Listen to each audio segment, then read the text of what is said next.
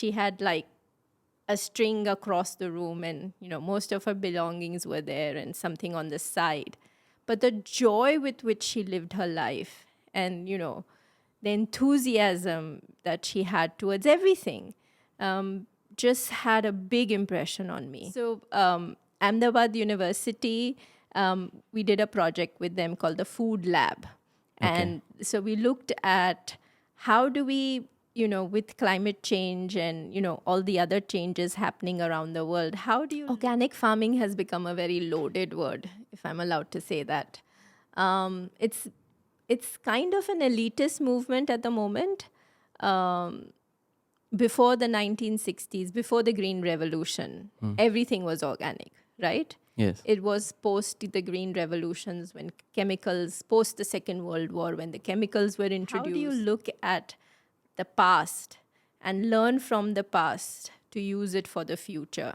So usable past for the future. There is an organic policy in Gujarat, but it hasn't been put into practice. There is a lot of emphasis in Gujarat at the moment on natural farming and cow-based farming, Gaya-dharit kheti. Okay. So the governor of Gujarat is very passionate about it, and it's very good. But also that has its limitation. Yes, I mean, organic products are expensive for two reasons. And this is my thinking. One reason is because it's an elitist movement, right? When you keep the prices high, you make the commodity more exciting to people, right? So a whole bunch of people then can say, I only drink organic oolong tea from, some part of the world. And, it becomes a trend. The second is that, yes, it is expensive because of the input cost going up, the labor cost going up, the transition cost going up. Before, Green Revolution, majority of the farmers grew crops for sustenance. So if I was a farmer, I would grow a little bit of grains, I would grow a little bit of dal, I would grow a little bit of sesame or peanuts for oil, I would grow a little bit of cotton, I would grow a little bit of fodder. And the reason I would do multicropping, polycropping is that it would provide me security. That if I'm growing 8 or 10 crops... It's like an insurance. Yes, exactly. Before, Green Revolution, majority of the farmers grew crops for sustenance. So if I was a farmer, I would grow a little bit of grains, I would grow a little bit of dal, I would grow a little bit of sesame or peanuts for oil, I would grow a little bit of cotton, I would grow a little bit of fodder. And the reason I would do multicropping, polycropping is that it would provide me security. That if I'm growing 8 or 10 crops... It's like an insurance. Yes, exactly. And there's a wonderful system of farming in Kutch. They call it ram mole. They grow 8 different crops together. And in one of the research that I heard about at a conference last week was that they did a research for over 30 years. And in this ram mole of intercrop system, in that 30 years, 26 years, even though there was, problems with the rain and delay or early rain and all of that situation, people were able to get income out of that system. And America had a strong belief that if people were not hungry, they would not be attracted to communism. Okay. I mean, I don't think the Green Revolution started off With that thought. with an evil thought that, That's what I'm we asking, want yes. to, conquer the world, or did not start with the evil thought. But the impacts of the Green Revolution that we see around the world, environmentally, economically, are devastating. It's very important to understand that the food shortage was not so much in rural areas. It was more in urban areas. And just like our colonizers, we were also in a way moving towards industrialization. And so we wanted to provide cheap food for the laborers of the factories. And so a lot of the food that was brought in from America, from ship, was distributed in the cities and then, given through the PDS to the laborers in the cities and for the industries that they were working there. The crops were designed to be grown as a single crop. So monoculture. So if you have rice, then you have acres and acres of rice. Then if you have wheat, then you have acres and acres of wheat. So it's easy to manage them. You can spray Correct. them with pesticides and. And so a lot of the younger generation in rural India now don't want to eat millets. They think that it's an inferior crop. It's not fancy. Okay. It's not fancy because its color is dark, it's hard, it's coarse to eat, rotli soft hoy, white bhat, easy to eat. And so what I'm trying to say with this point is that we did that whole thing of production because the focus of Green Revolution was on production, but we lost out on nutrition and variety. And we've realized that, and we're coming back to nutrition and variety. Exactly. That's because primarily we eat food by aesthetics now. We Now, don't, yes. We don't eat food for nutrition. I mean, even me 15 years ago, before I delved into this whole world of food and, recognized I would go into a supermarket and I would also probably look at a tomato and say, okay, આ નાનું છે આ નહીં આ મોટું ને shiny છે, these all look the same, let me get these, right? So the idea of aesthetics and the idea of food being similar and all of that came to us through supermarkets, right? Supermarkets required food to be a certain way because they had to travel the food, they had to keep it on the shelf for a long time. And so if you had 15 varieties of potatoes or say apples, out of that only three or four varieties could manage everything. Supposing you're an insect and you're able to open up that one rice seed pod, right? Now, if you can open up one rice seed pod and you have acres and acres of rice, it's all you can eat buffet for them, right? There's no stopping them then. Yes. But if there is right? Okay. So two species that would normally never intersect in nature. So that is genetically modifying. Hybridization is taking two good parents and then their traits to get a third variety. So with hybrids, when you buy the seeds, you can grow them once and પછી બીજા seasonમાં you don't get that kind of production. So you have to go back. You're dependent on the market. Seed sovereignty basically means that you have sovereignty over your own seed available. So you're not dependent on market at all. And so that's exactly what farmers used to do before the Green Revolution. You would save your own seeds, plant them, harvest them again, Share save it them. with your friends or whatever. Let me give you an example. You know what goro is? Gauri vrath? Gauri Yeah, vrath? the 5 days fast Yeah. that, okay. That So multicropping, you can open the rice, but you might not be able to open up the dal. okay. You might not be able to open the sesame. All my life, I thought Gauri vrath is this vrath so you can get a good husband. Never did it. Probably that's why I'm still single. But once I moved to the rural areas, I understood Gauri vrath comes just before planting season, sowing season. And so in the Gauri vrath, they usually plant seeds that are available with the family. And they put it outside the house and the girl does puja every day. Now what happens with this? Everyone knows કે ઘરમાં જે seeds છે ગૌરી વ્રતના પેલા બાસ્કેટમાં મૂક્યા છે, બરોબર? So when you walk in and out of the neighborhood, I'm looking at your pot and thinking, oh, Keval's moong has come out really well.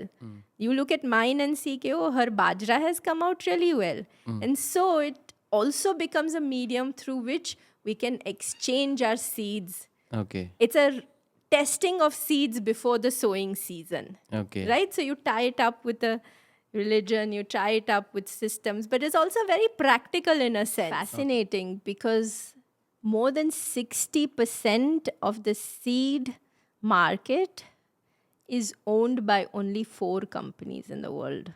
Of the world. Yeah. Okay. So the corporate consolidation of monopoly of the markets, it's amazing. So all those companies, they're hugely, hugely invested in agriculture. And I think one of the reasons for that is food is fundamental. Food is Correct. an eternal necessity. And to have control over what one eats or what one should eat is tremendous power. What has happened in the West is, especially in countries like America and parts of South America, some parts of Europe, is saving seeds has become an illegal act now.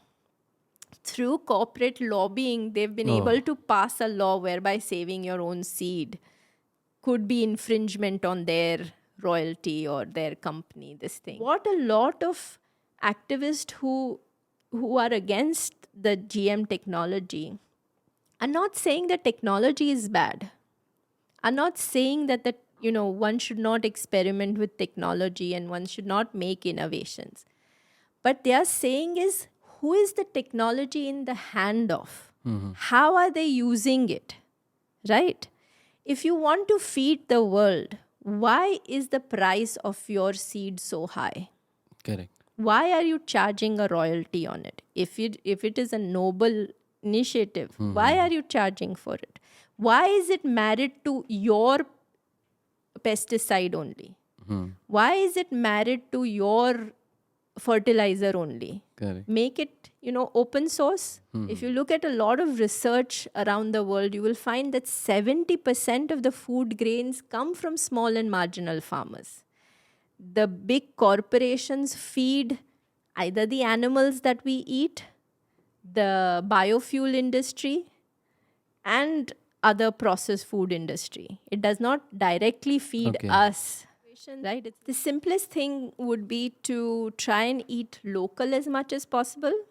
Local in the sense, understand your geography. So if you're trying to eat quinoa, then, it's not a grain that India grows. It's local to Mexico. Maybe Indians have started growing it now. But, in the sense that ask your grandparents the kind of diet they kind of ate. So, a lot of local variety of things in that sense. Eat seasonal. If it comes from a package, don't eat it. I think it's very important to understand that when you're eating from a package, you have to understand that you're not getting any nutrition out of it. It's entertainment food. The reason why it is in a package is because it can survive in the package. And it can survive in the package because all the things that are nutrition in a product have been taken out of it.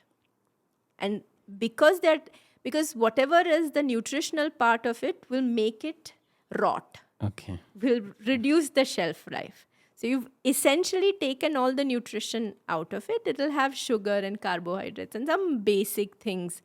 So recognize the fact that if you're eating packaged food, you're eating Preservatives basically, and something that is not so and that nutritional. you're entertaining yourself. Correct. It's not really food. But somewhere I feel all of this is being controlled, and the way I behave is largely controlled by larger entities somewhere around the Absolutely. world, not even around me. Absolutely. Yeah, They absolutely. are designing stuff, and they are, the experts, psychologists and food experts and everybody, they're all sitting together. They're designing the colors of the packet that I'm getting my food in. Absolutely. They're so niche in their research Yeah.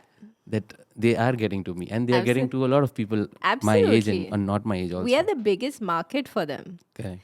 I mean, the European and the American market is saturated. We are us and the Southeast Asia and Africa, the biggest market for them. So, so when we're eating processed food, the foundation of processed food is salt, sugar, and fat. That's it's a clever combination of all these three. Our biological triggers are activated all the time. And so every time we eat it, our brain goes ting, ting, ting, ting, you know, am I going to get this again? Will I get this? I must consume it as much as I can because I'm not sure when I will have access to it again. And so because of that, you know, and they also make it very alluring and addictive, right? So you have a Lay's chips, and they've designed this, you know, the size of the chip, the crunchiness, how much pressure you will have to put on it for it to crackle, the sound of the crackle, what will be the flavor that hits your palate the first, right? So, you know, like you said, billions and billions of dollars in food I research. was watching one of these YouTube videos where they break down the compositions of a package or like a snack, and all of it was chemical. All of it was just chemical. I mean, there was no. I mean, they had some fancy calcium this, calcium carbide, this, whatever. I don't remember the good name, but it was all made up chemically. Right. So I mean, it's very scary to imagine that what I'm eating is a chemical composition and not food. I mean, food, of course, is a chemical composition, but it's designed from scratch. Right. Even the flavors, Yes. even the strawberry has been designed in a lab somewhere to make you feel like you're eating strawberry ice cream when there's no, No strawberry. strawberry. Is salad something very Indian, or is it? I don't think so. No. I've never had a We've salad. always cooked our food. I think so. Like Okay. even in Gujarati, like if we have kachumbar, it's like, you know, vagharelu, kobi nu kachumbar. Ah. Yeah. I mean, I don't remember as a child ever having my mom saying, eat your salad. It's like, you like French fries? Eat French fries. But once in a while, you make your own French fries. So what happens with that is that you have to peel it, cut it, take the oil, fry it. You know, you not only have to do the physical work, but the sensorial work with it as well, and all of that. And the end of it, you have to clean up all of that. And you have to figure out what do you do with so much oil that you use for frying. Correct. And so he says that by doing that yourself, you will limit the times you want to eat French fries. The West has a different way of looking at agriculture. They have industrialized their agriculture. They're very small. There is a very small amount of people who are in agriculture. If you take America, for example, they have more people in jail than the amount of people who are actually farmers. So if you have a list of professions and you're a farmer, then you come under the other. There is no farmer Oh, okay, so farming there is- profession. They're that small. Yeah, they're that small. For us, more than 60% of our population still depend on agriculture.